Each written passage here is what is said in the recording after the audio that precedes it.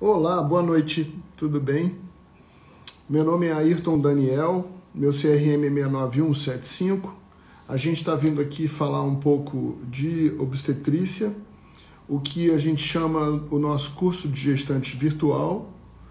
O assunto dessa noite é de interesse público e a gente vai falar sobre a gravidez que passa da data provável. Essa não é uma situação rara. A gente tem aí aproximadamente 40% de gestações passando das 40 semanas. São 14% das gestações vão passar das 41 semanas. E aí, por volta de 5% vai passar das 42. Então, a incidência de gravidez que passa da data provável é razoavelmente alta e acaba preocupando muitas mãezinhas. E a gente vai trazer o assunto hoje aqui, principalmente com o objetivo de responder essas dúvidas de vocês, que é tão frequente. Então eu peço, vai mandando as perguntas que vocês tiverem e eu vou adequando o roteiro que eu tenho de falar aqui com o interesse de vocês. Então estávamos falando da incidência. Vamos falar, primeiro de tudo, a definição, né? O que é uma gravidez que passa da data? A gente faz a datação da gravidez baseada na data da última menstruação. Contando do primeiro dia da data da última menstruação, é um parâmetro factual. Eu consigo marcar, eu consigo sinalizar com precisão qual foi o primeiro dia da última menstruação. Não necessariamente, obviamente, não foi esse o dia da fecundação, mas a datação da gravidez a gente usa considerando o primeiro dia da última menstruação, que é um evento fatual, visível, palpável, que a gente tem como medir. Então, partindo do primeiro dia Boa noite, Fernanda. Partindo do primeiro dia da última menstruação, a gente vai contar 280 dias. 280 dias serão 40 semanas. A gente tem uma forma de fazer essa conta, que é pegar a data da última menstruação, somar 7 dias no dia, soma 3 meses, soma 9 meses nos meses, ou diminui 3 meses do mês, e você tem a data provável. Então, se a sua última menstruação foi 1º de janeiro, você soma 7 dias na data da última, no dia, então a data provável vai ser dia 8, e em janeiro você soma 9 meses, vai dar 10, então a data provável vai ser dia 8 de outubro, porque você somou 7 nos dias e somou 9 nos meses. É assim mais ou menos que a gente vai fazer a conta, que vai se aproximar dos 280 dias de gravidez. Por definição clássica, a gravidez prolongada, a gravidez pós-data, é a gravidez que passa das 42 semanas, dos 294 dias. Então, por definição da Organização Mundial da Saúde, a gravidez prolongada é a que passou de 42 semanas. Mas os problemas acontecem entre 40 e 42 semanas. Então, a definição exata seria 42 semanas. Seria o momento de corte, digamos assim.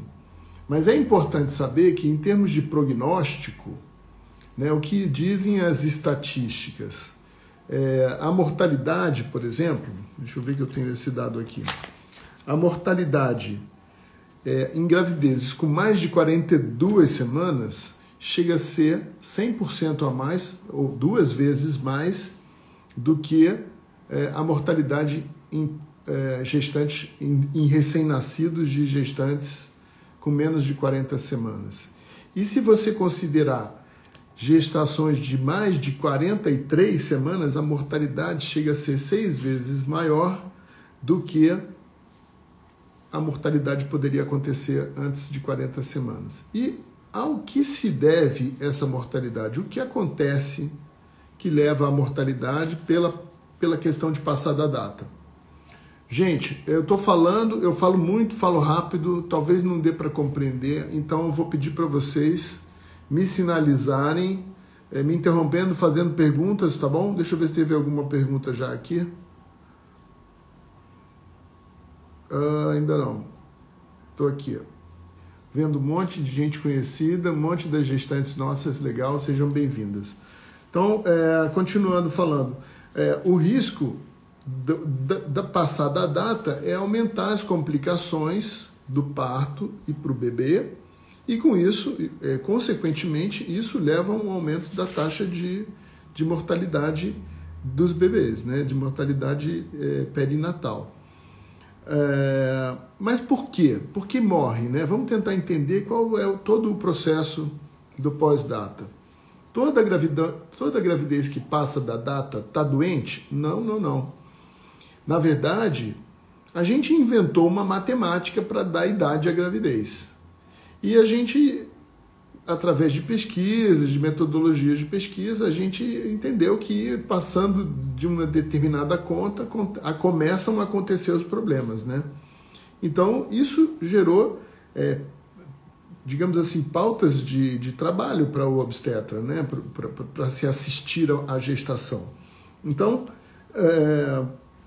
quando a gente faz uma análise das gestações que passam da data, a gente vai ver o seguinte: 70% dessas gestações que passam de 40 semanas e estão indo para as 42, que seria o limite, elas vão terminar tudo bem. Não vai ter nenhum problema, muito provavelmente essa datação não vai bater.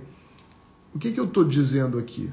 Que a gente primeiro inventou uma matemática para dar idade à gravidez. Isso não é a nossa natureza, né? A nossa natureza é muito mais sutil, é muito mais individual. Quando a gente coloca padrões assim para a humanidade, para a saúde do ser humano, a gente tem desvia os padrões, né? Que fogem a essa maioria. E não necessariamente por você estar fora você é patológico. Alguns casos não serão. A maioria sim, por causa dessa pesquisa que já decifrou isso, mas alguns casos ainda assim não vão ser patológicos. Então, existe um grande gradiente de erro de data. Essa talvez seja a maior causa das gravidezes que estão passando da data. É porque, na realidade, a conta não é exatamente aquela matemática que nós estamos fazendo trivial, que é rígida, que é a mesma para todas as mulheres, para todas as gestantes, sem considerar a individualidade de cada uma. Boa noite, Fabi. Então, 70% das gestações que passam das 40 semanas vão terminar bem, não vai ter problema nenhum, né? Onde vai possivelmente ter problema é em 30% delas. Por quê? Porque vai acontecer o quê? 10% vai ter um bebê que cresceu muito, um bebê macrossômico, um bebê que tem um peso já grande demais para a idade gestacional. Então, o bebê macrossômico vai dar distócia de parto, pode ter problema de desproporção cefalopélvica, não passar na pelvis da mãe, ou distócia de ombro, o bebê nasce a cabeça, mas o ombro não passa ali porque é muito largo, o que é uma situação de gravidade que aumenta as taxas de mortalidade também, né? Então, 10% vai ter esse problema da macrossomia fetal, do bebê ficar grande demais. E 20% vão ter o problema do envelhecimento da placenta. A placenta é um órgão vivo, mas ela é feita com um certo prazo de validade. Estima-se que o tempo de duração de uma placenta seja de 280 a 300 dias. Uma gravidez de 42 semanas tem 294 dias. Né? Então, é claro que tem placentas que vão durar mais que isso, mas também tem placentas que envelhecem antes. Né? Então, se a placenta envelheceu já está envelhecida e está surgindo um quadro de insuficiência da placenta, aí complicações maiores podem acontecer para o bebê. Até agora, nós falamos apenas das complicações relacionadas ao bebê muito grande. Né? O bebê muito grande pode ter complicação de desproporção cefalopélvica, cesárea de urgência, sofrimento fetal no período expulsivo, e a distócia do ombro, que é sair a cabeça e não sair o ombro, e as manobras para tirar o bebê nessa situação são traumáticas, são duras de se fazer, e tudo isso gera morbidade ao nascimento, né? Então, agora eu comecei a falar, né, de mais 20% dos casos que vão ter insuficiência placentária. Então, veja bem, vou repetir para vocês. Passou da data. Passou mesmo da data? Muitos não passaram exatamente da data, está passando de uma data que a gente inventou e que não inventou, que a gente usa como padrão, mas que não corresponde à realidade. E aí, 70% vai correr tudo bem, 30% vão complicar. Como? 10% desses 30%. 10% vão complicar com um bebê muito grande e 20% vão complicar com a insuficiência placentária. Vamos falar um pouquinho da insuficiência placentária. Então, o que seria a insuficiência placentária? Estamos falando agora da patologia, do que se passa durante o período de pós-data provável, tá? Então, vamos lá. Estou esperando as perguntas de vocês para fugir um pouquinho do roteiro e ajudar a ilustrar a nossa live de hoje. Quando a placenta não funciona direito, quando a placenta está velha, a gente olha lá no ultrassom, a placenta grau 3, né, o grau máximo de envelhecimento dela, significa que ela tem várias áreas de calcificação. E áreas calcificadas são áreas que perdem a funcionalidade. Elas estão ali, mas não estão fazendo função nenhuma, não estão mais funcionando. Quando você tem uma insuficiência placentária, a primeira coisa que acontece é a diminuição do líquido amniótico. Então, tem a insuficiência placentária, diminui o líquido. Diminui o líquido, o bebê fica com menos espaço para se mexer. Por que ele tem que se mexer tanto? Qual que é o problema de ter pouco líquido? Bom, o problema de ter pouco líquido é que toda hora ele pode, sem querer, nas movimentações dele, comprimir o cordão umbilical que está passando por aí, por perto do corpo dele. E quando comprime o cordão umbilical, ele sente como se estivesse com falta de ar. Ele sente privação daquele fluxo de sangue que está vindo da placenta, com alimento, com açúcar, com glicose e, sobretudo, com oxigênio. Né? Então, nesse momento, ele pode fazer uma acidose metabólica no corpo, né? Ele pode sofrer as consequências, né? Como nós, adultos, se ficarmos sem respirar um pouquinho, não vai fazer mal. Mas se ficarmos sem respirar muito tempo, a gente já vai desmaiar, né? E se você continuar não respirando depois que desmaia, se demorar muito, aí começa a faltar oxigênio em alguns tecidos nobres, como o cérebro, e isso pode levar a hipóxia, né? A anóxia e morte tecidual. Mas antes da morte tecidual, alguns tecidos do nosso corpo reagem a essa falta de oxigênio. De cara, o nosso sangue fica mais ácido. E a acidez no sangue faz a musculatura relaxar, relaxa a musculatura do esfíncter anal e o bebê evacua. Então, quando o bebê evacua, esse fenômeno se chama mecônio. O líquido amniótico fica tingido das fezes do feto. Fica verde, né? O líquido fica esverdeado. Então, deixa eu ver aqui. Tem uma pergunta da Daiane, que está aqui querendo saber qual o período seguro entre uma gestante e outra, entre uma gestação e outra, considerando o primeiro parto cesárea. 1 ano. Né, 1 ano, seu filho tem 1 ano, já pode engravidar, isso bem tranquilo. Mas isso está fora um pouco aqui do nosso contexto. Vamos voltar à questão do assunto de hoje, que é a gravidez que passa da data. Né, os problemas da gravidez que passa da data e as dúvidas de você com relação a como resolver isso. como fazer uma indução, por exemplo. Então vamos lá, voltando ao que eu estava falando, da insuficiência placentária. Das gravidezes que passam da data, 70% vai dar tudo bem, 10% vão fazer bebê muito grande, que vai dar problema para nascer, 20% vão ter insuficiência placentária, vão ter diminuição da produção do líquido amniótico. Sem líquido amniótico, o bebê vai esbarrar no cordão, esbarrando no cordão, vai diminuir o fluxo sanguíneo, o bebê vai fazer acidose, vai ter hipóxia, vai fazer acidose, vai abrir os esfíncteres, vai evacuar, vai fazer mecônio. Mas é ali onde o mecônio saiu, os fezes fetais, já está com pouco líquido, gente. Então esse mecônio vai ficar espesso. Vai ficar um mecônio, a gente costuma dizer que o mecônio espesso, ele é papa de ervilha, né? Ele fica bem como se fosse uma sopa de ervilha.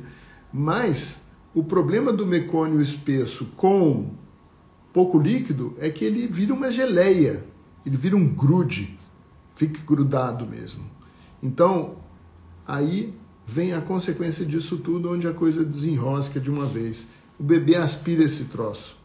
Isso gruda no pulmãozinho dele e aí pronto. Vai fazer uma pneumonia, vai para a UTI, quadro grave, né? Então, a situação do pós-data se ultima nessas coisas. Passou da data, 70% não vai ter nada, vai evoluir bem, vai entrar no trabalho de parto fisiologicamente, não era exatamente um pós-data. 10% vai fazer bebê muito grande, as complicações do bebê muito grande, desproporção cefalopélvica, sofrimento fetal no expulsivo, cesárea de urgência, distócia de ombro, problemas que podem levar a gravidades, né? E 20% vão fazer insuficiência placentária com diminuição do líquido oligoâmnio, com produção de mecônio e com síndrome da aspiração do mecônio, que seria o fator causa óbito no final das contas, né? Aí eu falo para você, aí vocês falam assim para mim, mas toda hora você está falando aí toda hora você está falando aí que a conta da gravidez está errada, não é assim. Me explica isso. Bom, deixa eu explicar. Existem mulheres que menstruam de 28 em 28 dias.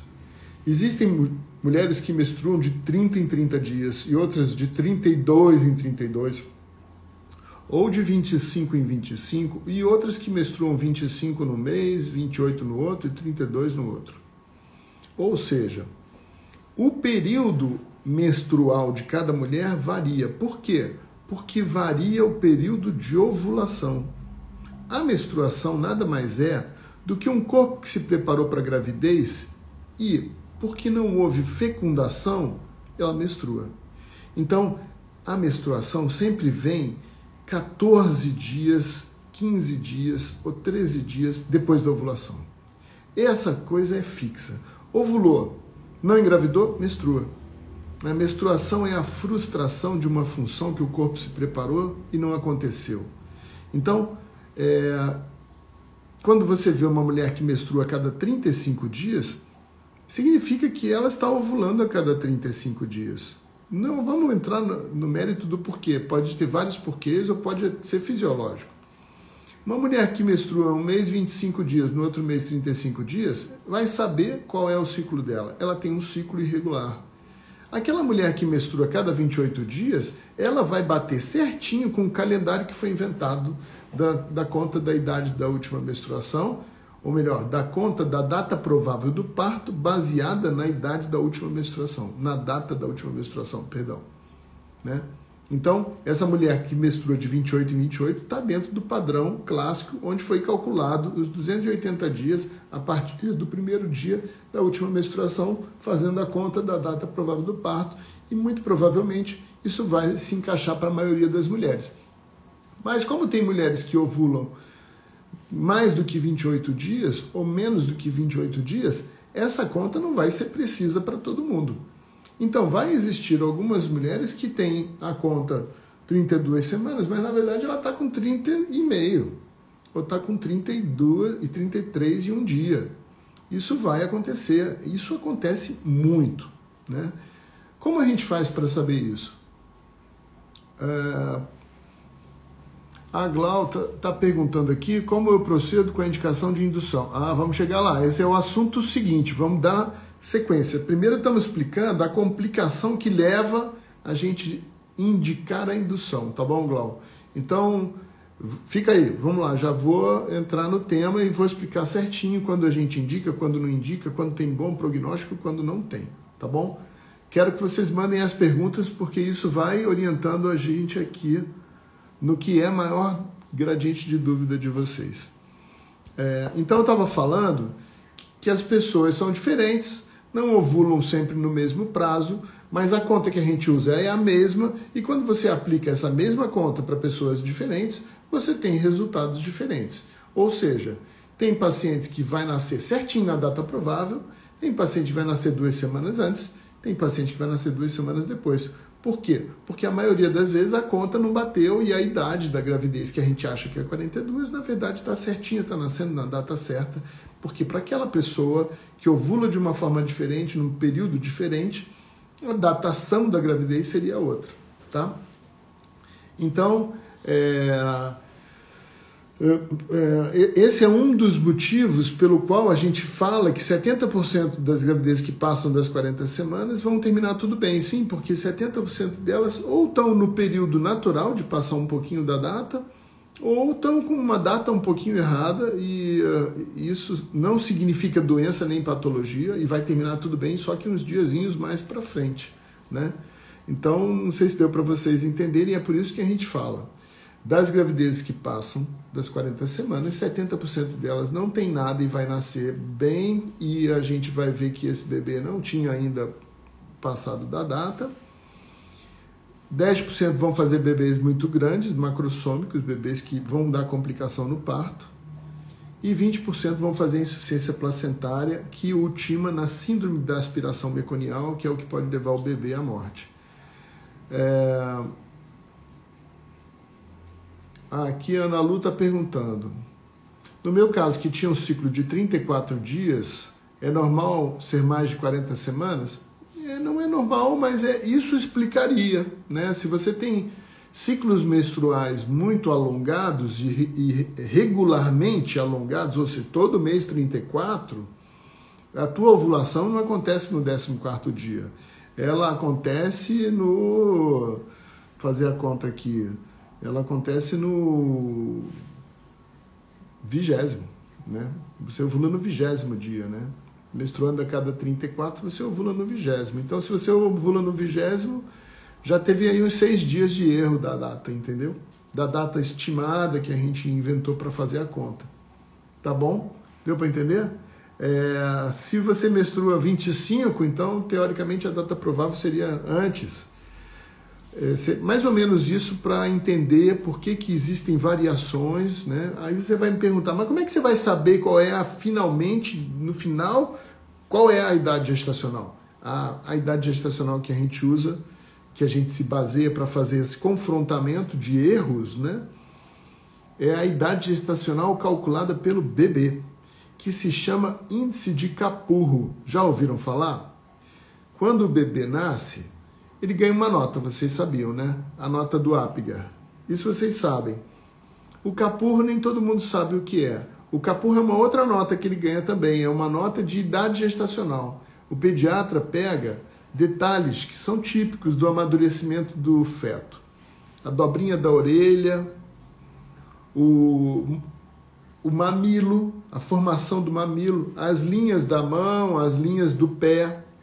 E de acordo com o tipo de bebê que tem a dobrinha, ganha nota, sei lá, não sei, me lembro mais como, ganha uma nota máxima, porque ele tem a dobrinha na orelha, então ele já é velhinho. Se ele é um bebê que não tem dobrinha nenhuma, ele ganha nota menos, e aí vai somando menos, no final vai dar uma idade gestacional menor. E o bebê que tem cara de mais maduro vai dar uma idade gestacional maior. Então o pediatra faz a conta do Capurro, né? E eu já tive casos de indução de parto com quase 42 semanas, e o Capurro, quando o neném nasce, dá 39 semanas, com pré-natal, tudo feito. Surpreendente como isso pode ser realmente diferente. Então, o Capurro no final entrega pra gente, né? Quando a gente fala, assim, fiz uma indução 41 semanas e meia e o bebê nasceu com capurro 42, poxa, ainda bem que induziu, porque estava até mais do que imaginou. Mas às vezes você vê o capurro menor. Então, o capurro no final é o veredito, né, que ajuda a gente a entender se aquela gravidez estava mesmo naquela data ou não. Né? Deixa eu ver que tem duas perguntas aqui.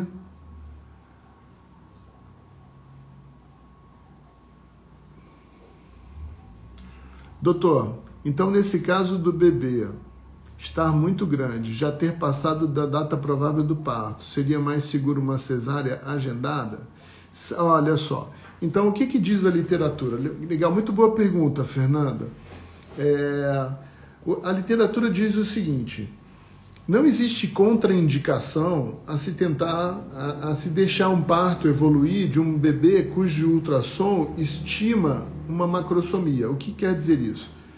Não tem problema um trabalho de parto evoluir, você acompanhar um trabalho de parto de um bebê com peso estimado de mais de 4 quilos.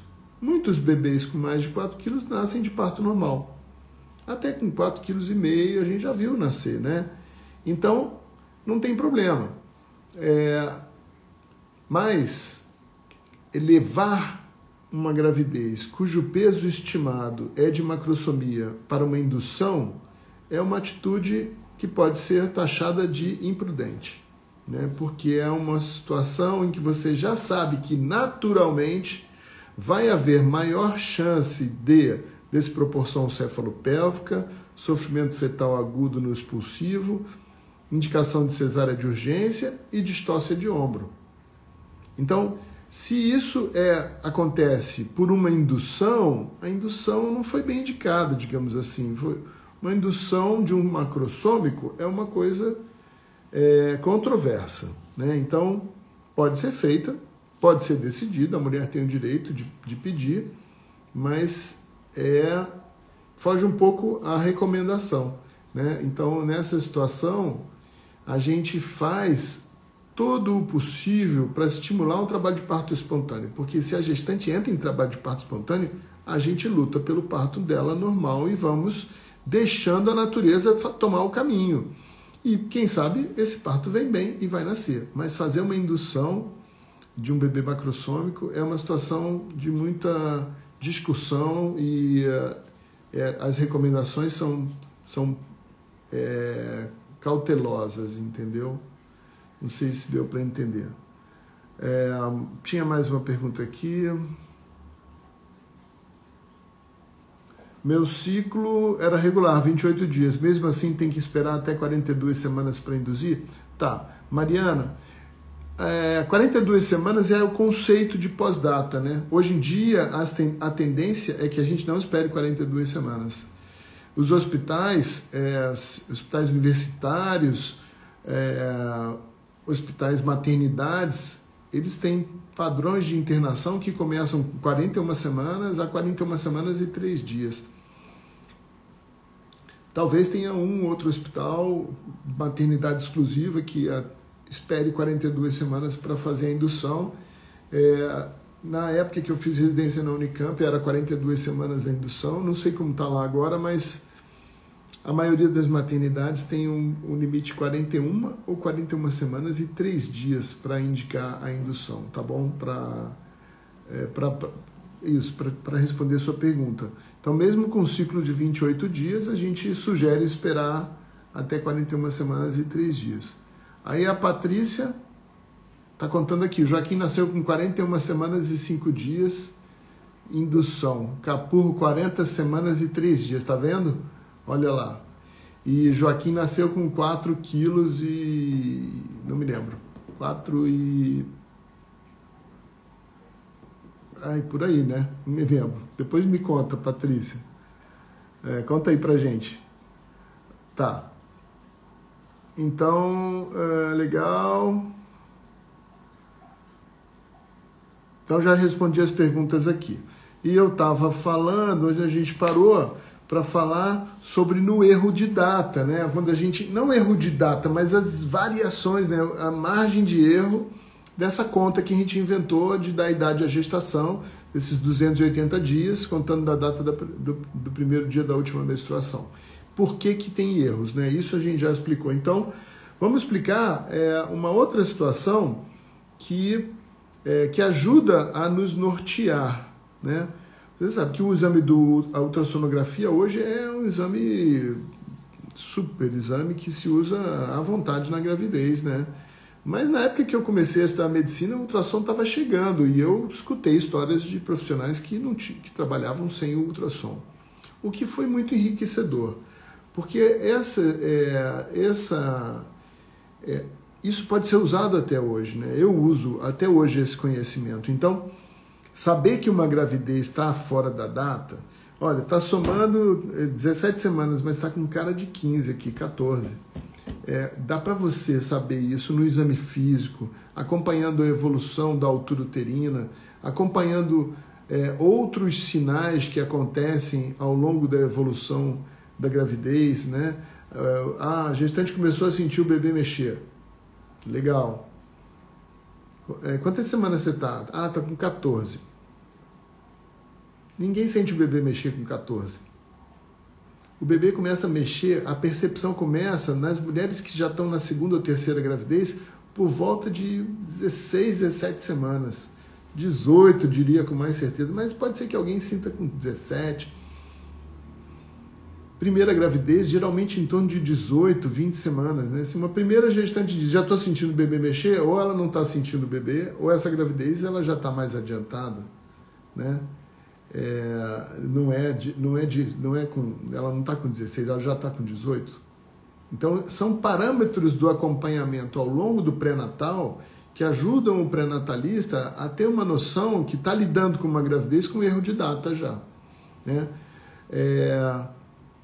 Parâmetros que podem ser do exame físico, como eu estou falando, da evolução, né?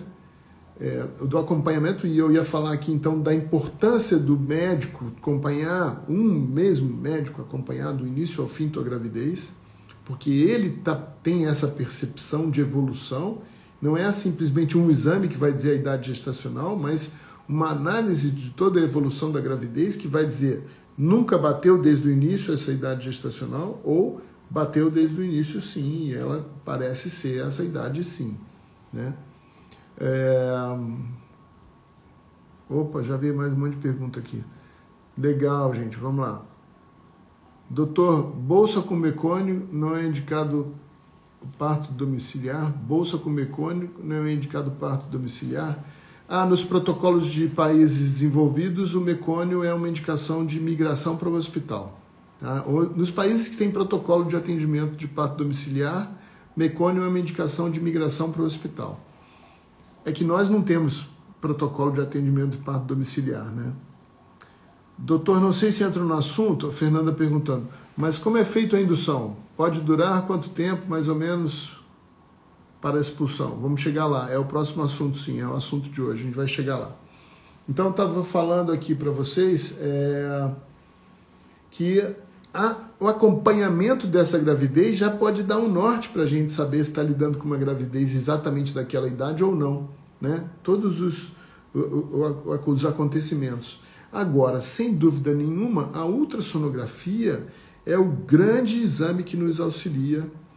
Então, eu comecei contando que na experiência dos médicos mais antigos que lidavam com a obstetrícia numa época que nem existia o ultrassom, era na mão, era na mãe, era no faro de marinheiro mesmo perceber o que estava acontecendo.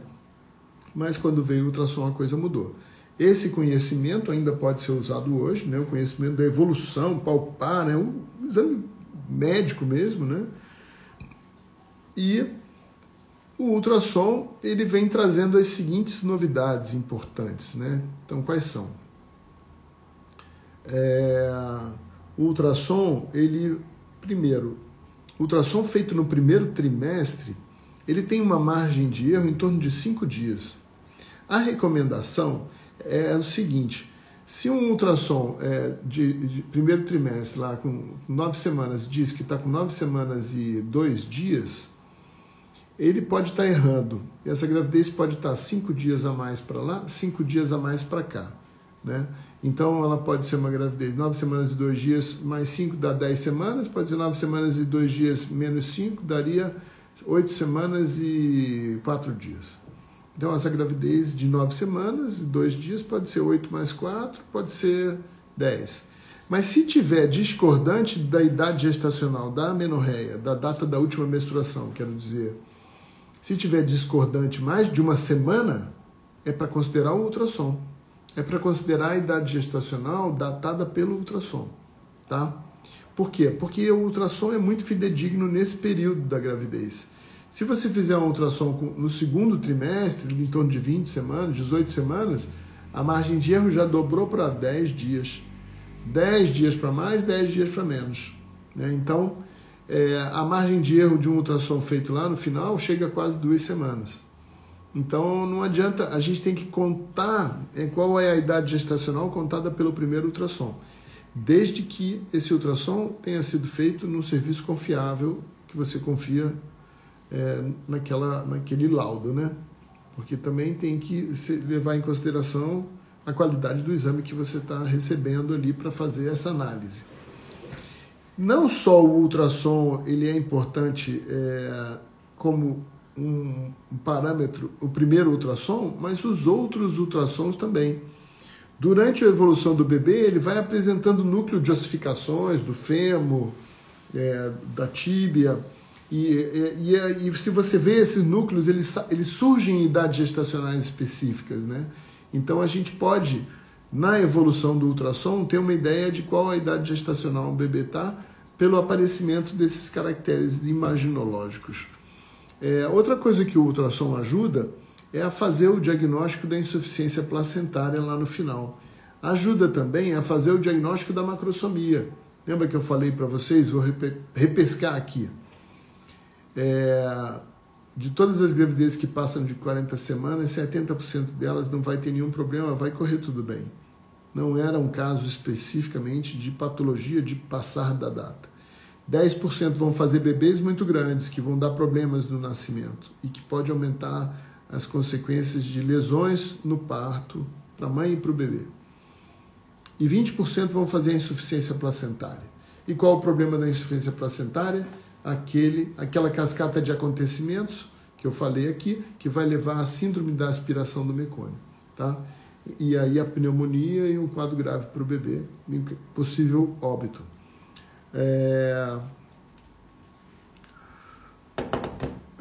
Onde que eu ia falar? Então, estava falando então para vocês que o ultrassom é um excelente instrumento para ajudar no diagnóstico da insuficiência placentária. Ele vai ver lá uma placenta velha demais, um líquido amniótico diminuído e consegue ver até a textura do líquido às vezes, nos dizendo que esse líquido tem cara de mecônio. Então, aqui a Mayara está perguntando, o cara já tem o mecônico, ele é identificado como? Às vezes no ultrassom, às vezes só quando rompe a bolsa, ou quando você vai fazer uma internação, quando você tem um colo aberto, que você tem a bolsa amniótica acessível, você pode usar um amnioscópio. Eu não tenho ele aqui na mão, tá na sala ali. O amnioscópio é um cone de acrílico, né, que você encosta na bolsa e eu consigo olhar a cor do líquido. E aí eu consigo saber se tem mecônio ou não. É assim que a gente faz o diagnóstico, viu, Mayara? Então, legal, estou continuando vendo as perguntas daqui. Tá. Então deu para entender que o ultrassom é o instrumento mais importante que a gente tem, não só na datação da gravidez, como no acompanhamento do pós-datismo também. E o ultrassom, é através do ultrassom que a gente tem exames como o Doppler e o perfil biofísico, que são exames de avaliação da vitalidade do bebê, que é o que precisa ser feito quando vai passando da data. Quando é que passa da data? Como é que a gente conduz? Chegou lá, 39 semanas, consulta no consultório. Doutor, na próxima consulta, já vou estar com 40 semanas e 2 dias. O que tem que ser feito, né? Para a gente passar com tranquilidade da 40ª semana, é muito importante se fazer um controle de atividade, de bem-estar fetal, né? Um controle de vitalidade do feto. E esse controle a gente faz através do exame do Doppler, do exame do perfil biofísico, que são ultrassons. O perfil biofísico é um exame que conta também com a cardiotocografia, que é uma análise do batimento cardíaco fetal, que também é um exame de vitalidade do bem-estar fetal. Então, com esses exames na mão, você sabe que o bebê está bem, que você poderia ir adiante. O que mais interessa? Interessa saber se tem insuficiência placentária. Com 40 semanas e uma gravidez, uma placenta grau 1, líquido amniótico sobrando, Doppler, né, o fluxo sanguíneo está excelente. O bebê está com 3,4 kg. Sinceramente, a cara desse exame não é de uma gravidez de 40 semanas. Parece 39, 38. Está tudo ótimo. Não tem nada faltando. Então, vamos entrar na 40ª semana até a 41ª e vamos aguardar mais uma semana. Não. Com 39 semanas e 6 dias, fiz um ultrassom, o líquido já está pouco e a placenta grau 3. O Doppler está normal, mas a cardiotoco estava achatadinha. Como é que você vai levar adiante, né? Aí já está numa situação que pode ser o contrário. A gravidez está com 40 semanas, mas ela está com cara de 41, né? E já tem uma insuficiência placentária. Você vai levar adiante?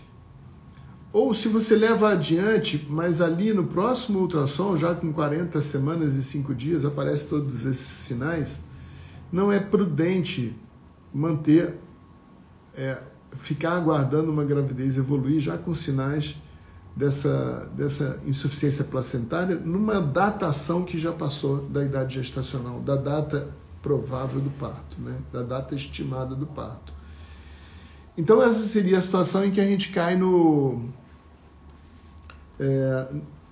como resolver. Vamos falar um pouco agora da indução. Eu me perdi, falei muito de pós-data e a gente tem aí só uns 15, 20 minutos para falar de indução. Vamos adiante. Deixa eu ver se apareceu mais pergunta aqui. Não, fiquem à vontade, vamos falar agora de indução. Por que indução? Bom, nada impede que haja uma indicação de uma cesárea para resolução direta da gravidez. Mas se ainda existe condição, né, e a indicação da cesariana vai ser por conta de algum risco iminente, de alguma situação extremamente desfavorável. Uma vez que a gente não tem uma situação extremamente desfavorável e a gente quer tentar ainda o parto normal e estamos chegando nesse gargalo aí, que a gente não daria para continuar mais adiante, ficar esperando, porque acontece daquelas taxas de mortalidade que eu falei no início, uma mortalidade 2 vezes maior do que o normal em gestações que passam das 42 semanas, uma mortalidade 6 vezes maior que o normal nas gravidezes que passam de 43 semanas. Então não vamos brincar com isso, vamos tomar uma decisão. Não queremos fazer a cesárea, mesmo assim ainda queremos tentar o parto normal. Vamos partir para a indução. Como é que faz a indução? Faz igual para todo mundo? Não. Não é igual para todo mundo. Depende basicamente de como está o seu colo, de como está a sua situação, né, o preparo desse caminho, né, desse percurso que o bebê vai passar. O colo do útero, ele começa a gravidez com 4 centímetros, né, e quando chega no final ele vai abrindo um pouco, né, ele vai ficando ali com seus 2, 3 centímetros, né, e quando o trabalho de parto acontece, ele fica bem fininho para depois abrir. Isso é o que acontece principalmente na primeira gravidez. Tem gestantes que vão sofrendo essa pressão. Quando você vai examinar ela, 40 semanas, vamos fazer um toque, vamos ver como está o colo. O colo já está fininho, já tem um dedo de dilatação. Opa, que beleza! Esse é um colo bom para induzir. É um colo que já foi trabalhado. Ele não é aquele colo grosso, como se fosse um colo virgem, como se fosse um colo que não sofreu nenhuma pressão até agora. Esse é um colo difícil de se trabalhar para uma indução.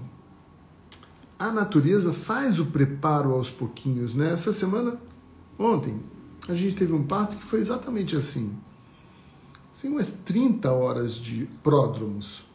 30 horas a gestante não dormindo direito, mas se você vinha examinar, ela veio no consultório, uma contração em 10 minutos, colo 2 centímetros, já estava fininho, mas estava ainda 2 centímetros. pródromo, né? Aí, quando o trabalho de parto finalmente começou às 4, nasceu às 6. A fase ativa dela foi praticamente 2 horas. Né? Por quê? Porque a natureza vai amaciando, vai preparando, e aí, de repente, ela dá a chibatada final e resolve. Perfeito. Um parto sem ruptura, sem lesão, ápice 10 e 10. Mas um parto de 30 horas de pródromos, né? de trabalho de parto latente. Então, quando a natureza vai preparando o colo, né, você chega ali e de repente você tem um colo super favorável ao parto normal. Como é que a gente analisa o colo? A gente usa um negócio chamado índice de Bishop. Esse índice de Bishop ele tem 5 parâmetros, 4 são do colo e 1 é do bebê. A altura do bebê, se ele está alto ou baixo. O resto tem tudo a ver com o colo. Se o colo está mole, se ele está duro, se ele está aberto, se ele está fechado, se ele está grosso, se ele está fino, se ele está virado de frente para a vagina ou se ele ainda está um colo médio ou virado para trás. Esses são os parâmetros que são analisados. Você vai lá e dá uma nota. E vai ter essa nota, vai ser a nota do índice de Bishop. E eu vou falar aqui para vocês mais ou menos a estatística é a seguinte. Quando você tem um índice de Bishop abaixo de 4, a chance de sucesso de uma indução está em torno de menos de 20%. Quando você tem um Bishop acima de 8, a chance de sucesso de uma indução está em torno de 70%. Então, o Bishop é o aspecto e o parâmetro mais importante para você decidir como vai ser feita uma indução.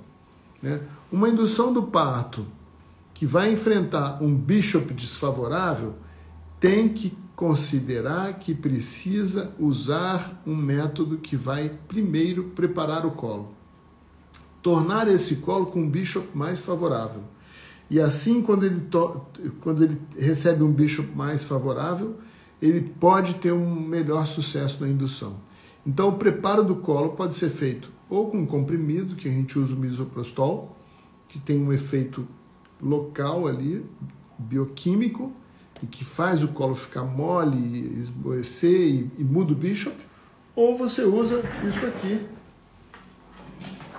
que é um balão físico, né, que você coloca no colo, e você vê que ele tem... Eu queria poder mostrar a imagem aqui, mas isso aqui funciona assim, passo pelo colo, uma parte fica dentro do colo, outra parte fica fora. Isso aqui infla, fica desse tamanho assim. 20 ml aqui, fica desse tamanho assim. E infla dentro também. Faz um sanduíche do colo, porque aperta de cá e aperta de cá. As coisas ficam assim no colo. Então, isso faz fisicamente uma pressão no colo. O colo funciona muito bem, isso aqui também. Né? O método de Krause, que se chama. Né? E esse é um balão específico para indução, para preparo do colo. Um balão não custa barato, mas é um balão de 3 vias, que você infla o de dentro, depois infla o de fora. Se a bolsa romper, tem uma válvulazinha aqui que deixa o líquido sair por aqui. Né? Então a gente pode monitorar se a bolsa rompeu. Né? E isso aqui é um dos sistemas para preparar o colo do útero. Prepara o colo do útero ou com balão, ou com misoprostol, ou com química, ou com física. Física fazendo pressão, química, substâncias que vão fazer uma interação bioquímica e esvaecer esse colo, amolecer esse colo, permitir que ele relaxe e que ele abra, que ele dilata com a pressão do feto que vem de cima. Uma vez preparado o colo, aí eu posso induzir. Fiz o colo, fizemos, né? Como é que está o Bishop agora? Agora o Bishop está 9, agora o Bishop está 7, melhorou muito. Então agora vamos botar uma indução com ocitocina. Ocitocina é uma substância artificial produzida igual ao nosso hormônio, ocitocina que nós produzimos. Ela é administrada na veia, gotejamento, por uma bombinha que calcula o número de ml por hora que está entrando no sangue da gestante. E assim a gente controla exatamente a contração uterina como a gente gostaria que ela tivesse e tenta imitar o trabalho de parto natural. A diferença do trabalho de parto natural para um parto que você está induzindo é que o trabalho de parto natural tem uma sequência lenta, raramente ele é tão rápido assim. Mesmo os partos rápidos, Geralmente a mulher está tendo um pródromo, uma contraçãozinha que já está preparando o colo. Isso é um processo lento, né? Isso é um processo bem orgânico, ele vai acontecendo, ele vai se adaptando. A indução não, ela começa de uma hora para outra, né? Então a percepção da dor é muito maior, porque de uma hora que você está muito bem, você já não está mais muito bem, já está do zero, foi para o parto ativo, né? Para o trabalho de parto ativo, e aí isso causa mais desconforto. Gente, quem quiser manda pergunta, estamos falando agora da indução, algumas de vocês fizeram perguntas que eu falei para esperar para cá, se eu não tiver respondido ainda, manda, porque temos só mais 8 minutos de live, tá bom?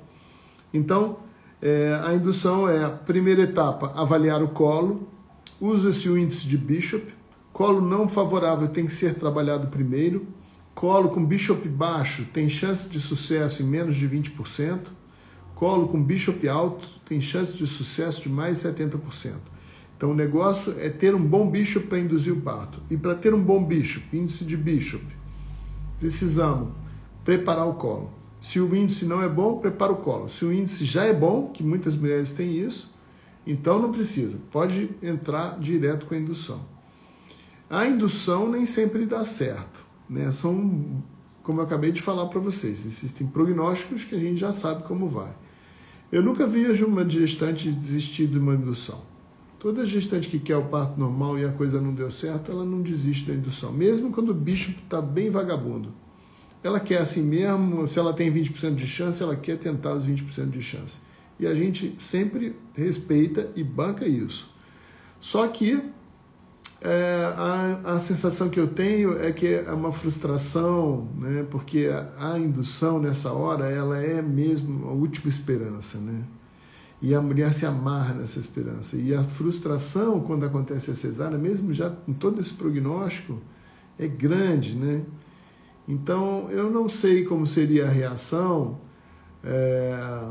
se ela simplesmente optasse pela cesárea. Acho que talvez a frustração fosse atormentada pela sensação de não ter feito tudo. Talvez fosse até pior. Estamos aí para a decisão do casal. Do meu ponto de vista obstétrico, leva muito em conta essas estatísticas. E eu, nessa hora, me preocupo, sobretudo, em não ver a gestante tão frustrada, né? Então, tento ajudar o casal a tomar uma decisão que seja tranquilizante para a alma deles. Não é fácil. A indução, quando a gente tem uma indicação de indução, a gente tem que tomar alguma atitude, porque a gente precisa fazer alguma coisa. E muitas vezes aí começa a se aproximar o risco da frustração de quem quer um parto normal, né? Então vamos lá, vamos aqui às perguntas. A Natália está perguntando aqui, o diabetes gestacional, a indicação de indução sempre após as 40 semanas? Olha, Natália, diabetes gestacional descompensado não vai nunca passar de 40 semanas. Diabetes gestacional bem compensado não deveria, mas pode passar. Mas tem que estar muito bem compensado. Um diabetes muito bem compensadinho, tudo bem, ela se comporta como uma gravidez, né? Um dos problemas maiores do diabetes é que ele corrobora com a formação de bebês grandes demais, né? Então, às vezes, o problema do diabetes é que você, com 40 semanas, já está com um bebê próximo de 4 quilos, né? Aí entra no problema da macrosomia, que são aqueles 10% que vão complicar, que passam de 40 semanas e estão grande demais. Mariana pergunta, balão ou comprimido, qual a melhor opção? É muito da percepção do exame, do colo, da análise que você faz, e também de como você pode conduzir esse acompanhamento. O balão, por exemplo, pode ser feito e ir para casa. O comprimido, não. O comprimido, por exemplo, não pode ser feito em quem já tem uma cesárea prévia. Só o balão. O balão, por exemplo, não dá para ser usado em quem tem colo fechado. Entendeu? Então, cada um tem uma situação, a gente vai indicar um ou outro, né? Patrícia fala aqui, no meu caso, apesar de ter terminado em cesárea, tenho paz por ter tentado tudo. Tá vendo? Se não me engano, Patrícia tinha uma situação... A gente fez uma indução em 2 tempos e não foi não chegou a um bishop extremamente favorável. A gente lutou assim mesmo, né, Patrícia? Mas acabou numa cesárea e era um bebê macrossômico, né? Após o início da indução, quanto tempo é aguardado para a sugestão da cesárea? Olha, essa pergunta é boa, porque ela varia, na verdade, né? Se eu começo uma indução e daqui a 4 horas, eu estou falando da indução com ocitocina já, tá? Porque a indução, o preparo do colo é uma coisa que às vezes leva um dia. Então você começa uma indução que só vai terminar daqui a 2 dias. Primeiro um dia de preparo do colo, depois no outro dia que você vai começar a indução propriamente. O comprimido de misoprostol, ele pode, por si só, já deflagrar o trabalho de parto. Essa é uma vantagem de usar o comprimido. Mas ele deflagra de um jeito que a gente não consegue dosar, né? Então, a maneira boa de dosar a contração é dosando o gotejamento da ocitocina. O misoprostol ele pode deflagrar o trabalho de parto, fazer um trabalho de parto bem fulminante ou simplesmente deflagrar um trabalho de parto que evolui naturalmente. Só não a gente não consegue medir o resultado que vai dar para cada mulher. Então, quando a gente começa a indução da ocitocina, imagina o seguinte: daqui a 4 horas eu vou induzindo com ocitocina, eu vou aumentando a dose da ocitocina mais ou menos a cada 1 hora. Quando o resultado deu uma dose, não deu nada, daqui a 1 hora eu aumento, eu dobro a dose. Chegou, está dando uma contração, dobra de novo. Dobra de novo. Agora está dando 4 contrações. Tá. Então diminui um pouquinho, vamos ajustar a dose agora. Às vezes, você em 4 horas, aumentando a dose a cada 45, 50 minutos, chega na dose máxima de ocitocina e não tem contração. A contração não pega. Inibição frustrada. Não precisa mais, né? Às vezes, eu tenho 8 horas de evolução de indução e dilatou 4 centímetros. Devia ter dilatado 8 centímetros, 1 centímetro por hora. Não, mas dilatou metade. Mas dilatou. Como está o bebê? Está bem. Tem mecônio? Não. Então vamos embora, continua. Foram 8 horas, dilatou 4 centímetros. Talvez mais 8 horas para dilatar mais 4. Vai saber. Se você tem uma evolução que progride, o bebê não sofre, não tem mecônio, tá tudo indo e a coisa está indo, continua. Então aí pode demorar bastante, né? Então o que a gente espera dentro do partograma ideal, que tem uma dilatação de 1 centímetro por hora, tá? Então a Andréia falando aqui como a Paty foi guerreira, foi mesmo, isso é verdade. Ela e o maridão, né? Que legal, gente. Então, estamos chegando no finalzinho aí. Eu tenho certeza que vocês continuam em dúvidas, mas quem assistiu, conta que tem esse vídeo no nosso IGTV, para quem quiser saber um pouco sobre o assunto. Eu tenho certeza que aqui eu abordei tudo de mais importante que precisávamos falar sobre isso, mas se precisarem ter dúvidas, assistiu o GTV, encontrou dúvida, me manda uma mensagem aí pelo Instagram mesmo e vamos esclarecendo, tá bom? E não precisa se preocupar, porque passada a data é um fenômeno relativamente comum, onde, como eu falei, 70% das vezes vai evoluir bem, mas precisa de um acompanhamento muito fiel e muito próximo, tá?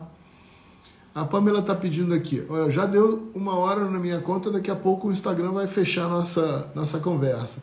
Mas vamos lá. Bebê cefálico na 34ª semana, corre risco de virar? Pode virar. Eu já vi bebê virar com 38 semanas. Todo mundo fala que não vira mais, mas já vi virar sim. Então, agora, é muito pouco provável um bebê que está cefálico sentar. O que é mais provável é um bebê que está sentado virar cefálico, se ajeitar para o parto, né? Um bebê que está ajeitado e ele sair da melhor posição para o parto, não é o comum, né? E a Andréia está falando aqui que o Spinning Baby, aliás, mandei para a Andréia hoje, viu, Andréia? É uma gestante com pélvico para você trabalhar com o Spinning Baby. Ela está com 34 semanas e está precisando que esse bebê vire. Eu pedi para você ajudar ela. Vai te procurar se já não te procurou, tá bom? Então é isso aí. Mais alguma dúvida, gente? O que de pós-datismo, de passada a data, de indução do parto? Tudo legal? Vamos encerrar? Então, vou deixar esse vídeo no IGTV. Quem quiser faz propaganda para quem tiver interessado em saber alguma coisa de pós-data, indução. E uma boa noite para vocês. Tá bom? Até a próxima quinta-feira.